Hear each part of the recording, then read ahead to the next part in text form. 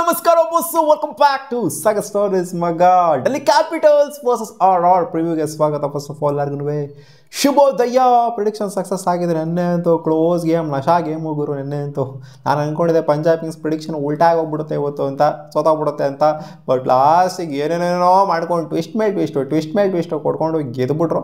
So ಇವತ್ತು ಯಾರು ಗೆಲ್ತಾರೆ, ಡೆಲ್ಲಿ ಕ್ಯಾಪಿಟಲ್ಸಾ ಅಥವಾ ಆರ್? ಇವತ್ತು ಆಗ್ತದೆ ಮ್ಯಾಚು ಡೆಲ್ಲಿ ಕ್ಯಾಪಿಟಲ್ಸ್ ಅವರ ಹೋಮ್ ವೆನ್ಯೂಲಿ ಅರುಣ್ ಜೇಟ್ಲಿ ಸ್ಟೇಡಿಯಮಲ್ಲಿ ಆಗ್ತಾ ಇರುವಂಥ ಮ್ಯಾಚು. ಲಾಸ್ಟ್ ಮ್ಯಾಚ್ನ ಸೋತ್ಬಿಟ್ಟು ಬರ್ತಿರುವಂಥ ಡೆಲ್ಲಿ ಕ್ಯಾಪಿಟಲ್ಸ್ ಆಗಿರುವಂಥ 5 ಮ್ಯಾಚಲ್ಲಿ 4 ಮ್ಯಾಚ್ನ ಗೆದ್ಬಿಟ್ಟು ಬರ್ತಾ ಇದ್ದಾರೆ. ಈ ಕಡೆಯಿಂದ ರಾಜಸ್ಥಾನ್ ರಾಯಲ್ಸ್ ಅವರು 6 ಮ್ಯಾಚ್ ಆಡಿ 2 ಮ್ಯಾಚ್ನ ಗೆದ್ಬಿಟ್ಟು ಬರ್ತಾ ಇದ್ದಾರೆ. ಬ್ಯಾಕ್ ಟು ಬ್ಯಾಕ್ ಮ್ಯಾಚ್ನ ಸೋತ್ಬಿಟ್ಟು ಬರ್ತಾರೆ ಅಂತ ರಾಜಸ್ಥಾನ್ ರಾಯಲ್ಸ್. ಬಟ್ ಆದರೂ ರಾಜಸ್ಥಾನ್ ರಾಯಲ್ಸ್ ಕ್ಲೋಸ್ ಗೇಮ್ಗಳನ್ನ ಆಡಿದ್ದಾರೆ. ಇನ್ಫ್ಯಾಕ್ಟ್ ಡೆಲ್ಲಿ ಕ್ಯಾಪಿಟಲ್ಸ್ ಕೂಡ ಅಷ್ಟೇ ಲಾಸ್ಟ್ ಮ್ಯಾಚ್ 1 ಮ್ಯಾಚ್ನ ಸೋತಿರ್ಬೋದು, ಬಟ್ ಸಿಕ್ಕಾಪಟ್ಟೆ ಕ್ಲೋಸ್ ಗೇಮ್ ಆಗಿತ್ತು. ಗೊತ್ತಿರೋದೆ ಅಂತ ಅಂದ್ಕೊಂಡಿದ್ದೀನಿ. ಅದು ಅರುಣ್ ಜೇಟ್ಲಿ ಸ್ಟೇಡಿಯಮಲ್ಲೇ ಆಗಿದ್ದು. ಸೊ ಇಲ್ಲಿನ ಹೆಡ್ ಟು ಹೆಡ್ ಅಂತ ಬಂದಾಗ ಇಬ್ಬರದ್ದು 29 ಮ್ಯಾಚು ಆಗಿದೆ. ಅದರಲ್ಲಿ 14 ಮ್ಯಾಚ್ನ ಗೆದ್ದರು ಡೆಲ್ಲಿ ಕ್ಯಾಪಿಟಲ್ಸ್, 15 ಮ್ಯಾಚ್ನ ಗೆದ್ದರೆ ರಾಜಸ್ಥಾನ್ ರಾಯಲ್ಸ್ ನೋ ರಿಸಲ್ಟ್ ಏನು ಆಗಿಲ್ಲ. ಸೊ ಆಲ್ಮೋಸ್ಟ್ ಕಾಂಟ್ರಾಸ್ಟಿಂಗ್ ಆಗಿದೆ ಮಗ ಸ್ಟ್ಯಾಟ್ಸ್ ಇರೋದು. 14 ಮ್ಯಾಚು 15 ಮ್ಯಾಚು ಅಷ್ಟೇ, ಏನು ಹೆವಿ ಡಿಫ್ರೆನ್ಸ್ ಏನಿಲ್ಲ, 1 ಮ್ಯಾಚ್ನ ಡಿಫ್ರೆನ್ಸ್ ಅಷ್ಟೇ ಹೆಡ್ ಟು ಹೆಡ್ ಅಂತ ಬಂದಾಗ. ಇಲ್ಲಿ ಅರುಣ್ ಜೇಟ್ಲಿ ಸ್ಟೇಡಿಯಮಲ್ಲಿ ಇವರು ಮುಖಾಮುಖಿ ಆಗಿರೋದು 9 ಸಲ. 9 ಸಲದಲ್ಲಿ ಡೆಲ್ಲಿ ಕ್ಯಾಪಿಟಲ್ಸು 6 ಸಲ ಗೆದ್ದರೆ ರಾಜಸ್ಥಾನ್ ರಾಯಲ್ಸ್ ಅವರು 3 ಸಲ ಗೆದ್ದಿದ್ದಾರೆ.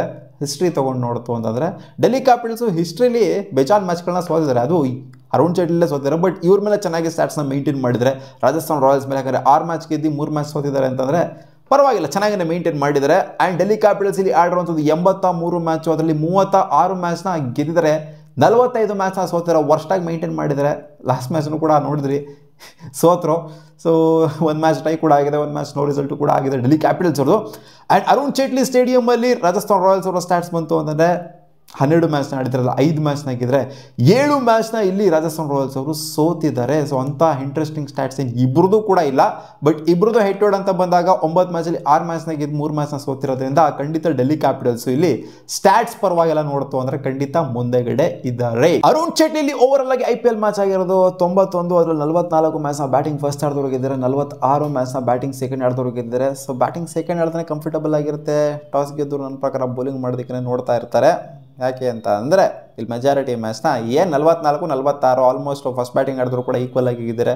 ಫಸ್ಟ್ ಬ್ಯಾಟಿಂಗ್ ಆಡಿದ್ರು ಕೂಡ ಒಂದು ಯೂಸ್ ಸ್ಕೋರ್ನ ಕಲೆ ಹಾಕಿದ್ರೆ ಚೇಸ್ ಆನ್ ಮಾಡೋದಕ್ಕೆ ಕಷ್ಟ ಖಂಡಿತ ಆಗೇ ಆಗುತ್ತೆ. ಹೈಯೆಸ್ಟ್ ಸ್ಕೋರ್ ರೆಕಾರ್ಡ್ ಆಗಿರೋದು 266, ಈವನ್ ಇಲ್ಲಿ ಲೋಯೆಸ್ಟ್ ಸ್ಕೋರ್ 83 ರೆಕಾರ್ಡ್ ಆಗಿರೋದು. ಆ್ಯಂಡ್ ಡೆಲ್ಲಿ ಕ್ಯಾಪಿಟಲ್ಸ್ ಮತ್ತು ರಾಜಸ್ಥಾನ್ ರಾಯಲ್ಸ್ ಅವರ ಪ್ಲೇಯಿಂಗ್ ಲೆವೆನ್ ಡಿಸ್ಪ್ಲೇ ಮಾಡಿದ್ರೆ ನೋಡಿರ್ಬೋದು ಯಾವ ಥರ ಇದೆ ಅಂತ. Last match KL Rahul click ಹಾಕಾಗಿಲ್ಲ. ಜಾಕ್ ಫ್ರೇಜರ್ ಅದು ಏನು ಆಡ್ತಾರೋ ಅಧ್ವಾನಾಗಿ ಆಡ್ತಾರೆ.